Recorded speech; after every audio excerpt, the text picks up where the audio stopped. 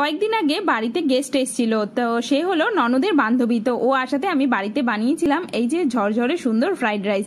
তো আজকে তোমাদের সাথে সেটাই শেয়ার করব। এখানে বাসমতি চাল নিয়েছি, সেটাকে ভিজিয়ে রেখেছি আধ ঘন্টা ধরে। সাথে সবজিগুলো আগে থেকেই কেটে নিয়েছিলাম, যেরকম গাজর, বিনস, ক্যাপসিকাম। এবার জলটা গরম হয়ে গেলে ভাতটা দিয়ে দিলাম, মানে চালটা দিয়ে দিলাম। এটা চালটাকে না মোটামুটি 80 থেকে 90% অব্দি সেদ্ধ করে নেব। তো সেটা হয়ে গেছে, ওটাকে নামিয়ে রেখেছি।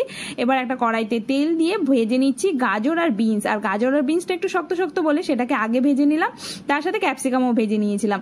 এবার একটা বড় হাঁড়ি নিয়েছি, তার মধ্যে ঘি দিয়ে গরম মশলা দিয়ে দিলাম, এর মধ্যে দিয়ে দিলাম কাজু, আর তার সাথে দিয়ে দিয়েছিলাম কিছু কিশমিশও। কাজু কিশমিশটা দিলে পরে কিন্তু যে কোনো ফ্রাইড রাইসই খেতে খুব ভালো লাগে, তাই না? তো ব্যাস, তার উপরে কিন্তু ভাজা এই যে দেখো সবজিগুলো দিয়ে দিলাম, দিয়ে মিলিয়ে দিয়ে এবার যে ভাতটা ঠান্ডা করে রেখেছিলাম বাইরে, তো সেটা নিয়ে আসলাম আর সেটা মিলিয়ে দিলাম। ওপর দিয়ে দিয়ে দিচ্ছি এখানে গোলমরিচের গুঁড়ো, পরিমাণ মতন চিনি আর নুন দিয়ে ব্যাস মিশিয়ে দেওয়াতেই কিন্তু আমাদের এই ঝরঝরে একদম সুন্দর ফ্রাইড রাইস রেডি। আমার মনে হয় যে কোনো মানে অনুষ্ঠানে হোক বা যাই হোক, কেউ আসলে পরে এরকম একটা ফ্রাইড রাইস খুব তাড়াতাড়ি বানিয়ে দেওয়া যায়, আর সেটা খেতেও কিন্তু খুব ভালো হয়, তাই না? তার সাথে কি কি করেছিলাম সেটাও দেখিয়ে দিই। এখানে করেছিলাম দেখো আমের চাটনি, একদম গরম পড়েছে না, কাঁচা আমের চাটনি করেছিলাম। আর তার সাথে ছিল হচ্ছে এই যে এখানে স্যালাড আছে, আর এখানে ছিল হচ্ছে ওই শসা আর পেঁয়াজ কেটেছিলাম, যাই হোক সে আর কিছু দেইনি।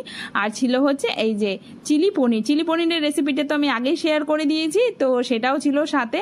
আর সবটাই কিন্তু খেতে খুব টেস্টি হয়েছিল। আর তোমাদের এই ভিডিওটা কেমন লাগলো অবশ্যই জানাবে।